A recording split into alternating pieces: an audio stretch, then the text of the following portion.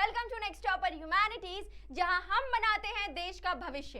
और आज हमारी बोर्ड एक्सप्रेस हमें लेके आ चुकी है क्लास 12th हिस्ट्री के 7 चैप्टर पे, जो है एन इंपीरियल सिटी विजयनगर। तो चलिए फटाफट से इस चैप्टर के सारे कंसेप्ट को रिवाइज कर लेते हैं, ताकि एग्जाम के पर्सपेक्टिव से ये जो चैप्टर और इससे बनने वाले सारे क्वेश्चंस में आप जो है वो full out of full number लेकर आ सकते हैं। तो चलिए फटाफट से इस चैप्टर को हम देखते हैं। तो अगर बात करी जाए विजयनगर एम्पायर के इंट्रोडक्शन की, तो ये जो एम्पायर था ये फाउंड किया गया 14th सेंचुरी में। और कब से कब तक था? तो भाई 14th सेंचुरी से 7th सेंचुरी तक का जो टाइम पीरियड है उसमें विजयनगर एम्पायर जो था वो एग्जिस्ट करता था। बाद में धीरे धीरे क्या हुआ, इसका डिक्लाइन हमने देखने को मिलता है। अब अगर बात करें कि भाई इसे फाउंड किसने किया, बनाया किसने, तो दो भाई थे जिनका नाम था हरिहर और बुक्का, जो एक तरीके से आप बोल सकते हो कि कहीं ना कहीं बंदी बना के ले गए थे दिल्ली सल्तनत के थ्रू। लेकिन बाद में जब वो वहां से फ्री हुए तो वो साउथ इंडिया आए और अपने गुरु की आज्ञा से, गुरु विद्यारायण जो उनके गुरु हैं, उनकी आज्ञा से उन्होंने किंगडम बनाया जिसका नाम रखा उन्होंने विजयनगर। अब ये जो विजयनगर है, इस किंगडम का नाम भी विजयनगर था, साथ ही साथ इसकी जो कैपिटल थी उसका नाम भी विजयनगर है। यहाँ पे एक और सिटी थी जिसका नाम था हम्पी, और हम्पी जो है ये नाम यहाँ से आया क्योंकि भाई जो विजयनगर के लोग थे वो उनकी एक देवी जिसका नाम था पंपा देवी, उनको वर्शिप करते थे, और उन्हीं के नाम से क्या निकला, हम्पी।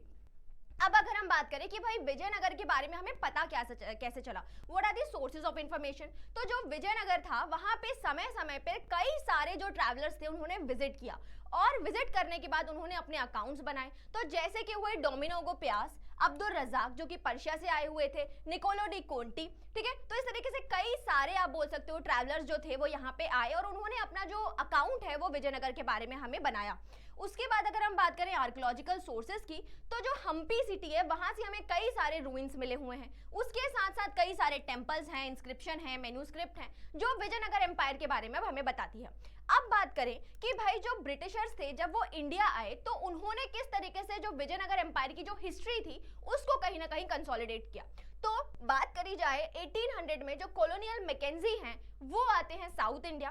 अब ही वॉज, अगर हम इनकी बात करें तो he was an engineer, surveyor and cartographer, ठीक है। कार्टोग्राफर कौन होता है बेटा? जो मैप बनाता है। तो जो मैकेंजी हैं वो क्या थे, एक सर्वेयर थे जिन्होंने जगह जगह घूमी और ब्रिटिश एम्पायर के लिए क्या किया, एक तरीके से जो ईस्ट इंडिया कंपनी थी उसके लिए उन्होंने मैप बनाया ताकि क्या हो सके, एक्सपांशन काफी इजी तरीके से हो सके। अब जब कॉलिन मैकेंजी आए, so he was the first surveyor general of India, जो जनरली एमसीक्यू में पूछा जाता है। अब क्या जरूरत थी ब्रिटिश गवर्नमेंट को इंडिया की सर्वेइंग करने की या मैप बनाने की? क्योंकि जो कंपनी गवर्नमेंट थी वो ये सोचती थी कि अगर हमें इंडिया के रीजनल कस्टम्स और ट्रेडिशंस के बारे में पता चल जाए तो शायद उन कस्टम्स और ट्रेडिशंस की वजह से इंडिया को रूल करना हमारे लिए काफी ईजी हो जाएगा। तो इस वजह से कॉलोनियल मैकेंजी को ये काम दिया गया कि आप क्या करिए, पूरे इंडिया को सर्वे करिए और हमें एक मैप बना के हिस्ट्री को दीजिए। तो इसी वजह से जो कॉलोनियल मैकेंजी है उनका अट्रैक्शन होता है कहां पे, हम्पी की तरफ, विजयनगर एम्पायर की तरफ, और फिर वो क्या करते हैं, इसकी हिस्ट्री को ट्रेस करने के लिए काम करेंगे। अब अगर हम बात करें उस टाइम की 14-15 सेंचुरी की, तो वहां पे क्या हो रहा है, तो उस टाइम पे जो हमारा साउथ इंडिया है, जो पेनिनसुलर पार्ट ऑफ इंडिया है, उसमें इस तरीके से कई सारे जो स्मॉल स्टेट्स हैं वो देखने को मिलते हैं। तो अगर देखें कि विजयनगर जो रूल है, विजयनगर जो किंगडम है, उसके कंटेम्प्रेरी रूलर्स कौन कौन से थे, तो यहाँ पे थे सुल्तान्स ऑफ डेक्कन, ठीक है। तो यहाँ पे आप देख रहे हो कि भाई बहमनी किंगडम है, यहाँ पे खानदेश है, इस तरीके से कई बहमनी किंगडम फिर आगे जाके टूट जाता है ना, बीजापुर, अहमदनगर, गोलकंडा, बेरार, बीदर, इस तरीके से कई सारे स्टेट्स बन जाते हैं। तो जो सुल्तान्स ऑफ डेक्कन था, जो बहमनी किंगडम था, उनको कहा जाता था अश्वपति। क्यों? क्योंकि वो कैवलरी के ऊपर डिपेंड करते थे। वहीं पे अगर हम बात करें गजपति रूलर्स ऑफ उड़ीसा, तो उड़ीसा के जो रूलर थे वो हाथियों के थ्रू, है ना, कि भाई उनकी जो आर्मी थी उसमें एलिफेंट ज्यादा थे, इसलिए उन्हें गजपति कहा जाता था। और वहीं पे अगर बात करें विजयनगर के रूलर्स की, तो उनको नरपति कहा जाता था क्योंकि उनकी आर्मी में इन्फेंट्री ज्यादा थी। ठीक, ये सारी चीजें हो गई। अब ये जो सारे के सारे कंटेम्प्रेरी रूलर्स है, ये एक दूसरे से हमेशा लड़ाइयां झगड़े इनके चलते रहते थे। क्यों चलते थे? What are the causes of conflict? तो अगर देखा जाए कि यहाँ पे अगर देखा जाए तो to for the control of the fertile empire, है ना, कि भाई ये जो पूरा लैंड है इसमें अगर आप देखोगे कि तो कई सारी नदियां बह रही हैं, और जब नदियां बह रही हैं तो उन्होंने काफी सारा फर्टाइल लैंड बनाया हुआ है। तो उस फर्टाइल लैंड के ऊपर जिस भी किंगडम का क्या होगा, कंट्रोल होगा, उसका ज्यादा रेवेन्यू कलेक्शन होगा और वो उतना ही अमीर होगा। तो इसीलिए किस चीज के कंट्रोल के लिए, फर्टाइल लैंड है ना, जिसको अभी दुआब बोलेंगे हम, तुंगभद्रा दुआब, है ना, या रायचूर दुआब, तो ये जो दुआब रीजन है, बी नहीं, ठीक है, तो ये दुआब रीजन जो है उसके कंट्रोल के लिए यहाँ पे कहीं ना कहीं कंफ्लिक्ट होते थे। साथ ही साथ ये जो पूरा एरिया है ये आप देख रहे हो कि चारों तरफ से क्या है कि भाई सी से कवर है, तो अच्छे खासे पोर्ट्स हैं यहाँ पे। तो पोर्ट्स होने के कारण फॉरेन ट्रेड होती थी, और उस फॉरेन ट्रेड से जितना ज्यादा वेल्थ जिस एम्पायर के पास आएगा, जिस किंगडम के पास आएगा, वो क्या करता था, अपनी चीजों को एक्सपांड करना चाहता था। तो यहाँ पे दो कॉज हुए, एक था to control for the fertile land, और दूसरा जो था टू जनरेट दी वेल्थ, है ना, कि ताकि जिसके पास जितना ज्यादा रीजन होगा वो उतनी ज्यादा वेल्थ फॉरेन ट्रेड से कंट्रोल कर सकता है। अब ये जो विजयनगर एम्पायर है, इसको अगर उनके टेक्स्ट की हम लोग बात करें तो इनको कर्नाटका साम्राज्यम के नाम से भी जाना जाता है। अब अगर देखें कि भाई ये जितने भी एम्पायर्स थे, इनकी बैकबोन क्या थी, इनकी बैकबोन थी कैवलरी, घोड़े। और वो घोड़े कैसे मिलते थे इनको, ये लाए जाते थे अरेबिया या सेंट्रल एशिया के ट्रेड के थ्रू। ठीक, तो ये जो पूरा ट्रेड था ये अरब मर्चेंट्स करते थे, लेकिन बाद में जो लोकल मर्चेंट्स हैं वो भी इस ट्रेड में धीरे धीरे क्या करने लगे, पार्टिसिपेट करने लगे, जिनको कहा जाने लगा Kudirai Chetties. Kudirai means horse and Chetties means merchant. ठीक, अब अगर हम बात करें कि भाई जो विजयनगर एम्पायर है वहां पे कौन कौन सी डायनेस्टीज जो थी वो आई, तो सबसे पहले आया यहाँ पे संगम डायनेस्टी, जिससे हरियर और बुक्का बिलोंग करते थे। तो 1336 से लेके 1485 तक संगम डायनेस्टी, उसके बाद आई सुलवर डायनेस्टी, देन आई तुलवर डायनेस्टी जिसमें से जो कृष्णदेव राय हैं वो बिलोंग करेंगे, और लास्ट में आए कौन, अराविदूस। ठीक है, तो इस तरीके से चार डायनेस्टीज जो हैं उन्होंने कंटिन्यूअसली 14th सेंचुरी से लेके 17th सेंचुरी तक विजयनगर एम्पायर को रूल किया हुआ है। देन अगर हम इसमें आगे चले तो इसमें हम देख रहे हैं कि जो कृष्णदेव राय हैं वो इस पूरे विजयनगर एम्पायर के सबसे प्रोमिनेंट और पावरफुल रूलर हैं, और उन्हीं के रूल में विजयनगर में कई सारे डेवलपमेंट्स हमें देखने को मिलते हैं। तो जब कृष्णदेव राय आए तो कृष्णदेव राय ने विजयनगर एम्पायर का फुल एक्सपांशन, साथ ही साथ उसका कंसोलिडेशन भी किया। उसके बाद ये देखा गया कि इन्होंने कैप्चर करा किसको, रायचूर दोआब को, है ना, कि यहाँ पे दो नदियां बहती थी, कौन कौन सी, एक थी कृष्णा और एक थी तुंगभद्रा। तो इन दोनों रिवर के बीच में ये जो रीजन है इसको क्या कहा गया, दोआब। कौन सा दोआब, रायचूर दोआब। तो यहाँ पे 1512 में जो कृष्णदेव राय उन्होंने इस रायचूर दोआब के लिए, जिसके ऊपर सारे के सारे जो डेक्कन रूलर्स हैं वो क्या कर रहे हैं, फाइट कर रहे हैं, कन्फ्लिक्ट हो रहा है, उस एरिया को इन्होंने यहाँ पे कैप्चर कर लिया। साथ ही साथ इन्होंने डिफीट किया किसको, Pratap ruler Rudra Pratap of the Gajapati dynasty 1514 में, और सुल्तान ऑफ बीजापुर इन 1520। इन्हें क्रेडिट दिया जाता है कि इन्होंने विजयनगर एम्पायर में कई सारी बिल्डिंग्स और फाइन टेंपल्स को बनवाया है, उस साथ ही साथ गोपुरम्स को बनवाया, जिनमें से एक है बृहदेश्वर टेंपल जो कि तंजावुर, उसका जो गोपुरम है वो कृष्णदेव राय ने बनवाया हुआ है। देन ही ऑल्सो फाउंडेड अ सब अर्बन सिटी जिसका नाम था नागलापुरम। नागलापुरम, उनकी जो माता थी उनका नाम था नागला, तो उनके नाम पे उन्होंने क्या किया, एक शहर बनवाया जिसका नाम था नागलापुरम। देन उनकी डेथ हुई 1529 में। अब 1529 में जब कृष्णदेव राय की डेथ होती है तो उसके बाद विजयनगर एम्पायर में क्या चेंजेस आते हैं, तो यहाँ पे देखा गया कि जैसे ही कृष्णदेव राय की डेथ हुई तो इनके जो नायक थे, इनके जो फ्यूडल लॉर्ड्स थे, ये जगह जगह पे क्या करने लगे, रिबेल करने लगे। और उस रिबेलियन के बाद यहाँ पे एक और डायनेस्टी जो आएगी वो होगी जिसका नाम होगा अरावधु डायनेस्टी। तो तुलवर डायनेस्टी के बाद 1542 में अरावधु डायनेस्टी जो होगी वो यहाँ पे अपना रूल स्टैब्लिश करेगी। अरावधु डायनेस्टी आती है तो अरावधु डायनेस्टी के टाइम पे ही एक बड़ी सी बैटल होती है जो कहीं ना कहीं विजयनगर एम्पायर की जो हिस्ट्री है उसमें 360 डिग्री का चेंज लेकर आएगी, जिसका नाम है battle of Talikota, battle of Banihatti या फिर बैटल ऑफ राक्षसतंडी। ठीक है, तो इसी बैटल को 3 अलग अलग नाम से जाना जाता है। ये बैटल कब हुई, ये होती है 23 जनवरी 1565 में, जिसमें दो पार्टीज के बीच में लड़ाई होती है। एक होता है विजयनगर एम्पायर और उसके रूलर जिनको लीड करते हैं रामाराया जो अरावधु डायनेस्टी के थे, और वहीं पे जो दूसरी पार्टी थी वो थे डेक्कन सुल्तान। तो भाई जितने भी डेक्कन सुल्तान थे जो अभी अलग हो चुके हैं वो सारे के सारे एक साथ आ जाएंगे, है ना। कौन कौन से, बीजापुर, अहमदनगर, गोलकुंडा, ये सारे के सारे जो डेक्कन सल्तनत हैं वो सारी एक साथ आ जाएंगी और कलेक्टिवली किसके ऊपर अटैक करती हैं, विजयनगर एम्पायर के ऊपर, रामाराय के ऊपर। अब इसका रिजल्ट क्या होगा कि भाई जो डेक्कन सुल्तान है वो उसमें जीत जाएंगे, विक्टोरियस हो जाएंगे, और हार कौन जाएगा इसमें, विजयनगर एम्पायर। जिसके बाद क्या होगा कि इस पूरी सिटी को सैक किया जाएगा, पूरी सिटी को एक तरीके से लूट लिया जाता है, और अब जो विजयनगर है वो धीरे धीरे क्या होता है, अपने डिक्लाइनिंग फेज की तरफ आगे बढ़ता है। तो भाई क्या कॉज था जिसकी वजह से इतना बड़ा बैटल हमने देखा, ये कहीं ना कहीं एक एडवेंचरस पॉलिसी थी किसकी, रामाराय की, जिन्होंने क्या किया, जिन्होंने जितने भी डेक्कन सुल्तान थे उनमें फूट डालो राज करो करने वाली जो एक नीति थी उसको अपना ली, कि भाई जितने भी डेक्कन सुल्तान थे उन सभी के बीच में उन्होंने लड़ाइयां करवाई। लेकिन बाद में जब इन सभी को पता चला कि भाई हमारे बीच में लड़ाइयां हो रही हैं तो वो सभी एक साथ आए और उन्होंने किसको हरा दिया, रामाराय को हरा दिया। रिजल्ट क्या हुआ इस बैटल का? रिजल्ट ये हुआ कि अरावली डायनेस्टी को अब मूव करना पड़ा, कहां से? विजयनगर से ईस्ट की तरफ। जो अब ये कहां पहुंच चुके हैं? आंध्र प्रदेश में। और यहाँ पे पेनुकोना, जिनको बाद में चंद्रगिरी या फिर तिरुपति के नाम से जाना जाता है, वहां से अब इन्होंने अपना रूल स्टार्ट कर दिया। ठीक, तो इस तरीके से जो पूरी बैटल ऑफ तालीकोटा थी उसने 360 डिग्री चेंज लेकर आ चुका था किसमें? विजयनगर एम्पायर की हिस्ट्री में। चलिए, अब इसके बाद अगर हम आगे देखें रायाज, नायकाज एंड सुल्तान्स कि भाई जो विजयनगर एम्पायर है उसमें फ्यूडलिज्म किस तरीके से एग्जिस्ट करता था। तो रायाज कौन थे? रायाज थे रूलर्स ऑफ विजयनगर। और नायक कौन होते थे? नायक होते थे आर्मी चीफ्स। ठीक है, अब ये जो आर्मी चीफ्स होते हैं ये अपने पावर को एक्सरसाइज करते हैं, साथ ही साथ ये कंट्रोल करते हैं कई सारे फोर्ट्स के ऊपर, और किसके ऊपर? आर्म्ड सपोर्टर्स के ऊपर। ठीक, अब कभी कभी पहले क्या होता था कि भाई ये जो नायकाज हैं इनको अपने लोकल पब्लिक का, पीजेंट्स का काफी अच्छा सपोर्ट होता था, तो ये एक जगह से दूसरी जगह कंटिन्यूअसली मूव करते रहते थे to control what the fertile land, कि भाई जहां पे अच्छा फर्टाइल लैंड मिल जाएगा वहां पे सेट हो जाएंगे और क्या करेंगे? अपना किंगडम स्टार्ट कर लेंगे। बाद में क्या हुआ? बाद में ये चीज देखी गई कि भाई साथ ही साथ ये लोग तेलुगु और कन्नड़ा लैंग्वेज बोलते थे। उसके बाद अब धीरे धीरे क्या हुआ, जब किंगडम्स आए तो उनमें से जो रायाज हुए उन्होंने कई सारे नायकाज को अपने साथ मिलाने की कोशिश करी। तो कुछ तो नायकाज ने क्या किया भाई, जो रायाज थे विजयनगर एम्पायर के, उनको सपोर्ट किया, लेकिन कुछ जो थे वो समय समय पे रिबेल करने लगे, और जिन रिबिलियंस को दबाया गया, सप्रेस किया गया, जो हमारे रायाज हैं ना, विजयनगर एम्पायर के जो रायाज हैं, किंग हैं, उनके थ्रू।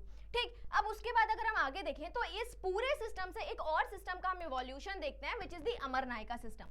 अमर नायका सिस्टम काफी हद तक सिमिलर है किसके? इक्ता सिस्टम ऑफ दिल्ली सल्तनत में, जहां पे क्या होगा कि जो रूलर होगा, जो किंग होगा, वो अपने पूरे प्रोविंस को कई सारे छोटे छोटे पार्ट्स में डिवाइड कर देगा, और जो इनको रूल करेगा उसका नाम क्या होगा? अमर नायकास।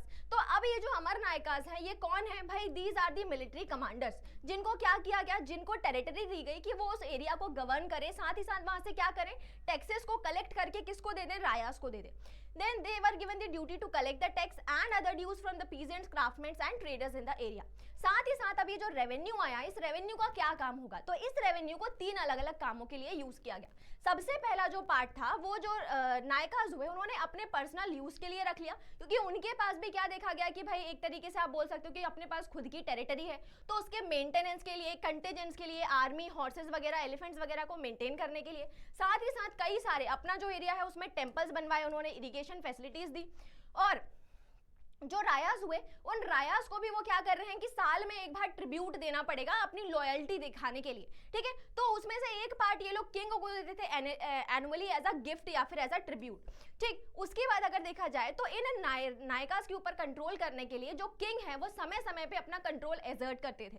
ठीक है, ताकि कहीं ना कहीं क्या उन्हें ये लगे कि भाई हम इंडिपेंडेंट नहीं है। तो ये जो रायाज होते थे नायकास को समय समय पे एक जगह से दूसरी जगह ट्रांसफर करते थे, बट धीरे धीरे क्या हुआ, जब किंग का कंट्रोल वीक हुआ तो ये जो नायकास थे ये धीरे धीरे क्या होने लगे? इंडिपेंडेंट होने लगे। और इस इंडिपेंडेंस की वजह से ही धीरे धीरे हमने ये देखा कि जो विजयनगर एम्पायर है वो अपने एपोजिसिस, अपने डिक्लाइन के फेज की तरफ आगे बढ़ता है। ठीक, तो ये सारे नायकास थे जो अलग अलग जगह पे हम देख रहे हैं कि विजयनगर एम्पायर में इस तरीके से उनका स्टैब्लिशमेंट था। चलिए,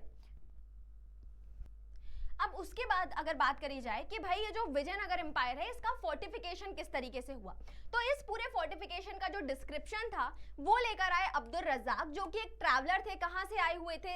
एक तरीके से एम्बेसडर हम उनको बोल सकते हैं, जो कि पर्शिया से आए हुए थे। इन्होंने जो अपना एक पूरा डिस्क्रिप्शन प्रिपेयर किया, अकॉर्डिंग टू दिस डिस्क्रिप्शन जो विजयनगर सिटीज थी उसको 7 लेवल में डिवाइड किया हुआ था, जिसके अंदर सारे कॉमन प्लेसेस, फील्ड्स, हिल्स वगैरह सभी उस फोर्टिफिकेशन के अंडर सराउंड होती थी।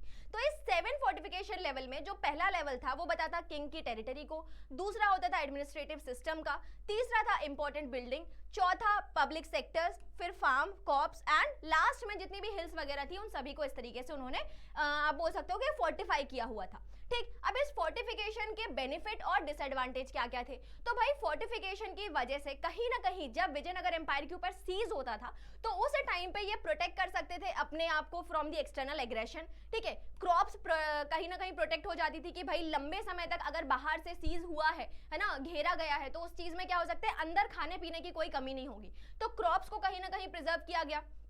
ठीक है, जो घुसपैठिया होते थे, इंट्रूडर्स होते थे कि कभी वो अंदर आ जाए तो उससे कहीं ना कहीं ने प्रोटेक्शन मिलता था। और इसके साथ साथ यहाँ पे जो ग्रेनरीज थी, जो अन्न भंडार थे, उसकी वजह से क्या हुआ कि फूड को लंबे समय तक यहाँ पे प्रिजर्व किया गया कि चाहे कितने ही समय तक सीज हो जाए, कोई भी चीज हो जाए, कोई कलामिटीज आ जाए, इनकी जो ग्रेनरीज है उनमें जो फूड है वो हमेशा सफिशिएंट होगा। अब डिसएडवांटेज क्या था कि भाई इतने बड़े एरिया को फोर्टिफाई करना कहीं ना कहीं बहुत ज्यादा एक्सपेंसिव था, जिसको बाद के जो विजयनगर एम्पायर के जो रूलर्स हैं वो उसको मेंटेन नहीं कर पाए, है ना। तो ये सारी चीजें जो है, ये फोर्टिफिकेशन की कहीं ना कहीं क्या है, एक डिफिकल्टीज और डिसएडवांटेज हम इस तरीके से देख सकते हैं। चलिए, अब इसके बाद अगर हम आगे बढ़े कि भाई जो विजयनगर है, जो इंपीरियल सिटीज हैं, उनमें और क्या क्या फीचर्स हुए। ठीक, तो यहाँ पे एक अर्बन सेंटर था, काफी बड़ी सिटीज थी, जिस सिटी में ये देखा गया कि सिटी काफी वेल प्लान थी, रोड थी, टेम्पल थे, रेसिडेंशियल एरियाज थे, सारी चीजें। साथ ही साथ यहाँ पे ये देखा कि यहाँ पे एविडेंसेस मिले हैं किसके, फाइन पोर्सिलिन, चाइनीज, है ना, जो कहाँ से, जो क्या बताता है कि भाई सिटी इतनी अमीर थी, इतने प्रीशियस मेटल्स, इतने प्रीशियस आइटम्स मिल रहे हैं, जो कहीं ना कहीं ये बता रहे हैं कि भाई ये जो सिटी है इसमें इंपोर्ट किया जा रहा है ना।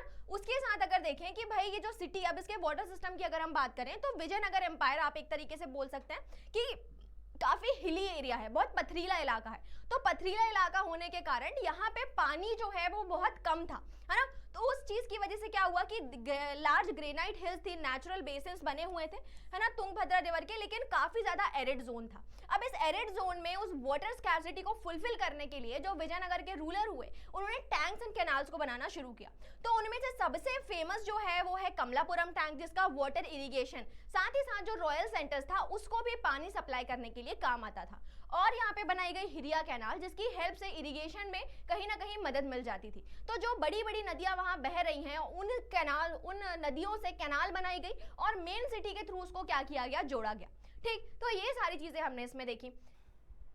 चलिए, अब अगर हम बात करें रॉयल सेंटर की, मेन सिटी के, जहां पे जो किंग रहते थे, ठीक है, तो वहां पे हमें कई सारे बड़े बड़े आर्किटेक्चर मिले हुए हैं। ठीक है, तो कौन कौन से यहाँ पे, अगर एडमिनिस्ट्रेटिव टाउन की बात करें तो यहाँ पे रॉयल सेंटर क्या था भाई, मेन एडमिनिस्ट्रेटिव सिस्टम था जो south west of the city के पास लोकेटेड था। यहाँ पे अराउंड 60 टेम्पल्स हमें मिले हुए हैं। अब इन सभी चीजों में से जो सबसे तीन, आप बोल सकते हो इंपॉर्टेंट आर्किटेक्चरल मॉन्यूमेंट्स हमें मिले हुए हैं, वो तीन है। कौन कौन से, पहला है ऑडियंस हॉल, दूसरा है महानवमी डिब्बा और तीसरा है लोटस महल। तो अगर हम बात करें ऑडियंस हॉल की, तो ये एक बड़ा सा, आप जिसको क्या बोल सकते हो, एक मंडप टाइप का एक स्ट्रक्चर है, जिसमें कई सारे, क्या, एक हाई प्लेटफॉर्म पे बना हुआ एक बड़ा सा हॉल है, और जिसमें कई सारे वुडन पिलर्स थे, ठीक है, जो एक दूसरे से एक रेगुलर इंटरवल पे कहीं ना कहीं बने हुए थे। अब वुडन पिलर थे तो भाई समय के साथ क्या हुआ कि भाई पेरिश हो गए, लेकिन उनके लिए जो स्पेस क्रिएट किया गया था, वो स्पेस हमें देखने को मिलता है। अभी इन्हीं पिलर के ऊपर से, उन्हीं पिलर के सपोर्ट से एक स्टेयरकेस बनाया गया, जो कहीं ना कहीं सेकंड फ्लोर की तरफ उन्हें ले जाता था। अब अगर हम बात करें महानवमी डिब्बा की, तो महानवमी डिब्बा जो है वो इस तरीके से आप बोल सकते हो कि एक स्टेज था, एक मैसिव प्लेटफॉर्म था, जो कहाँ लोकेटेड था, it was located in the highest part of the city. ठीक, अब अगर इसके एरिया की बात करें, साइज की बात करें, तो ये कुछ 11,000 स्क्वायर फीट का एक बड़ा सा स्टेज था, जिसकी हाइट अराउंड 40 फीट थी। ठीक, अब क्या यूज था भाई इतने बड़े प्लेटफॉर्म को बनाने का, तो यूज ये था कि भाई जब महानवमी का त्यौहार आता था, जब दशहरा आता था, दुर्गा पूजा होती थी, तो उस दिन इस स्टेज के चारों तरफ क्या होते थे, बड़े बड़े मेले जो होते थे वो ऑर्गेनाइज होते थे। जैसे कि आप बोल सकते हो कि हमारी इंडिया में जैसे रिपब्लिक डे है ना, तो रिपब्लिक डे के दिन क्या हो रहा है कि भाई जो प्रेसिडेंट है वो एक स्टेज से हमारी कंट्री का पूरा बोल सकते हो डिफेंस सिस्टम देखते हैं, कल्चर देखते हैं, वो सारी चीजें। तो उसी सिमिलैरिटी में आप क्या बोल सकते हो कि महानवमी के दिन, दशहरा के दिन क्या होगा कि जो पूरे विजयनगर का, जो पूरे जितने भी उनके चीफ हैं, नायक हैं, वो सारे के सारे आएंगे, अपने मिलिट्री का प्रदर्शन करेंगे, अपने हॉर्सेस वगैरह लेकर आएंगे, ट्रिब्यूट लेकर आएंगे। तो किंग जो होगा, राया जो होगा, वो अपना पूरा मतलब जो बल होगा उसको देखते हैं कि भाई हमारे पास कितनी डिफेंस फोर्सेस हैं। साथ ही साथ यहाँ पे क्या होते थे, कई सारे ट्रेडिशनल रिचुअल्स हो रहे हैं, जैसे कि आइडल वर्शिप होती थी, मतलब जो उनके भगवान हैं, जो विरूपाक्षा है, जो विट्ठल है, पंपा देवी है, उनकी पूजा होगी। साथ ही साथ जो हॉर्सेस हैं ना, क्योंकि कैवलरी की मदद से ही वो क्या करेंगे, वॉरफेयर करेंगे, तो उन घोड़ों की पूजा होती थी। साथ ही साथ क्या होता था कि जितने एनिमल्स हैं उनका सेक्रीफाइस भी किया जाता था। उसके साथ साथ यहाँ पे बड़े सारे कल्चरल शोज होते थे, डांस होता था, एंटरटेनमेंट के लिए रेसलिंग मैचेस होते थे। ठीक, तो ये सारी चीजें महानवमी के दिन इस महानवमी डिब्बा के चारों तरफ क्या होती थी, ऑर्गेनाइज करी जाती थी। उसके बाद एक और इस तरीके से स्ट्रक्चर मिला है जिसका नाम होता है लोटस टेम्पल। अब इसका नाम जो है वो एक तरीके से जो ब्रिटिश हिस्टोरियंस यहाँ आर्कियोलॉजिस्ट आए, उन्होंने अपने तरीके से इसका नाम रखा। और पर्पस क्या था इसका कि भाई एक तरीके से काउंसिल हाउस था जहां पे किंग जो है अपने मिनिस्टर से यहाँ बैठ के मीटिंग किया करते थे। ठीक, उसके बाद अगर हम आगे चलें तो यहाँ पे जो रॉयल सेंटर था उसमें हमने क्या देखा कि 60 टेंपल मिले। उन 60 टेंपल में से 3 जो सबसे मोस्ट इंपॉर्टेंट टेंपल्स है उनका हम यहाँ पे डिस्कशन करते हैं। तो पहला टेंपल है हजारा रामा टेंपल, जिनकी जो वॉल्स हैं उनके ऊपर रामायण की स्टोरीज को कहीं ना कहीं कार्व किया गया है। उसके बाद अगर हम बात करें नेक्स्ट टेंपल की, ये है हमारा हजारा रामा टेंपल। ठीक, उसके बाद अगला टेंपल कौन सा होगा, विरूपाक्षा टेंपल। तो विरूपाक्ष जो है वो कौन है, विरूपाक्ष जो है वो यहाँ पे वर्शिप किया जाता है as a lord of Vijayanagara. ठीक, जिनको कहीं ना कहीं जैसे हमने इसके पहले चैप्टर में लिटिल ट्रेडिशन ग्रेट ट्रेडिशन पढ़ा हुआ था, तो जो विरूपाक्ष है उनको क्या किया गया as a form of Shiva यहाँ पे कंसिडर किया जाता है। ठीक, उसके बाद यहाँ देखा गया कि इस मंदिर का जो गोपुरम है वो इतना मतलब इतना मासिव इतना ब्यूटीफाई हुआ है कि उस गोपुरम की वजह से कहीं ना कहीं जो विरूपाक्षा टेंपल है उसको क्या किया गया, काफी ज्यादा रिमेंबर किया गया। ये रहा है ना कि ये विरूपाक्षा टेंपल है और इस तरीके से आप उसका गोपुरम देख सकते हैं। अब उसके बाद यहाँ पे एक पंपा देवी का भी टेंपल हुआ, जिसमें पंपा देवी कौन थी भाई, इन्हें कंसॉर्ट ऑफ क्या कहा गया, लॉर्ड शिवा, मतलब कि पार्वती का इन्हें अवतार दिया गया। उसके बाद बात करा जाए एक और टेंपल की, विट्ठल टेंपल में, जिसमें जो विट्ठल है उनको क्या कहा गया कि इनकारनेशन ऑफ विष्णु है वो। ठीक है, कि जिस तरीके से लॉर्ड विष्णु है उसी के ही इनकारनेशन कौन है, विट्ठल। अब उसके बाद देखा जाए कि ये जो टेंपल है इसमें क्या कि चैरियट के फॉर्म में इसको बनाया गया, रथ के जैसे बनाया जाता है। ठीक है, तो वो ही एक टेंपल कौन था, विट्ठल टेंपल था। अब उसके बाद अगर हम आगे चलें कि इंपीरियल सिटी जो है उसमें सेक्रेड सेंटर के टू स्पेशल फीचर्स देखे, कौन कौन से। पहला जो था वो गोपुरम। गोपुरम क्या था, इस तरीके से एक मेन गेट होता था, है ना, कि बड़ा बड़ा गेट होता था और उसके कहीं ना कहीं ये कंसेप्शन था कि भाई जो राजा जितना बड़ा गोपुरम बनाएगा, जितना ऊंचा गोपुरम बनाएगा, उस राजा की जो विक्ट्री है, उसकी जो फेम है वो उस गोपुरम के थ्रू दर्शाई जाती थी। ठीक है, तो अगर आप सदर्न इंडिया के टेंपल्स की बात करें, द्रविड़ आर्किटेक्चर के टेंपल्स की बात करें, तो वो इसी तरीके से गोपुरम से क्या किए जाते हैं, ब्यूटीफाई किए जाते हैं। ठीक, उसके बाद क्या देखा गया, उसके बाद मंडप देखा गया, जो क्या होता है, एक पोर्च लाइक स्ट्रक्चर होता है, एक बड़ा सा हॉल होता है जिसमें सारे फेस्टिवल्स कराए जाते हैं ना। जैसे कि अगर आप मीनाक्षी अम्मा टेंपल जाएंगे तो वहां पे भी इस तरीके से बड़ा सा हॉल होता है जिसमें कई सारे पिलर्स होते हैं। देन क्या पर्पस होता है इन हॉल्स को बनाने का कि भाई जब भी कोई फेस्टिवल आएगा तो उस फेस्टिवल में जो गॉड होते हैं उनकी इमेज यहाँ पे इस तरीके से कि सारे लोग उसको देख सके, है ना, कि मेन श्राइन में ना जाके सभी लोग उस टेंपल में आ जाएं और जो लॉर्ड है उनकी इमेज को यहाँ पे वर्शिप किया जाएगा। वहां पे एक झूला बनाया जाता था, स्विंग बनाया जाता था, जिसमें भगवान को क्या किया जाता था, झुलाया जाता था। साथ ही साथ ये जो भगवान है, विष्णु लक्ष्मी हो गए या फिर शिव पार्वती हो गए, इनकी शादियां भी इन मंडप में ही करवाई जाती थी। ठीक, तो ये सारी चीजें जो होती थी वो इन मंडप में करवाई जाती थी। देन अगर हम बात करें भाई, लास्ट में हम लोग आ चुके हैं कि जो हम्पी सिटी है इसकी मैपिंग किस तरीके से की गई। तो जब आप बोलते हो कि साइंटिफिक तरीके से यहाँ पे आर्कियोलॉजिस्ट ने रिसर्च किया तो उन्होंने इस पूरे विजयनगर एम्पायर को, इस पूरी विजयनगर सिटी को इस तरीके से बांट दिया, है ना, कि अल्फाबेटिकली उन्होंने स्केल से लाइन खींच के एक तरीके से ABCD तरीके से उन्हें बांटा। फिर ए वाला जो पार्ट है उसको सब डिवाइड किया, है ना, यहाँ पे उन्होंने एन के थ्रू बताया हुआ है कि ये जो एन वाला पार्ट है ना, जो मेन हम्पी सिटी है उसको उन्होंने वापस से उसका सब डिवीजन किया। फिर अब ये जो NA है या NM है ना, उसका फर्दर सब डिवीजन किया, जिसके थ्रू क्या बताया जाता है कि भाई सिटी जो है उसको डिस्टिंक्ट करना, उसको लोकेट करना अलग अलग चीजों को काफी इजी हो गया। ठीक, तो ये पूरा जो मैपिंग का जो प्रोसेस था वो यहाँ पे हड़प्पा याद आ रहा है मुझे। ठीक है, कि यहाँ पे जो हम्पी है उसका क्या किया गया, आर्कियोलॉजिस्ट ने कहीं ना कहीं उसका यूज किया गया। चलिए, तो आई गेस इसका एक जो क्विक रिवीजन हो गया वो आपको मिल चुका है। फटाफट से इसके कुछ क्वेश्चन देख लेते हैं, है ना, कि भाई विजयनगर एम्पायर में किसने ट्रैवल किया था, सबसे पहले कौन आए थे जिन्होंने फोर्टिफिकेशन की बात करी हुई थी, तो कौन है, अब्दुल रज्जाक है। इसी तरीके से इस तरीके से आपको MCQ आ सकता है कि अलग अलग किंगडम्स के बारे में आ गया, रूलर्स आ गए और उनके रीजन्स आपको बताने हैं। देन विरूपाक्षा टेंपल है ना, यहाँ पे आपको बताना है कि which of the following is correctly matched.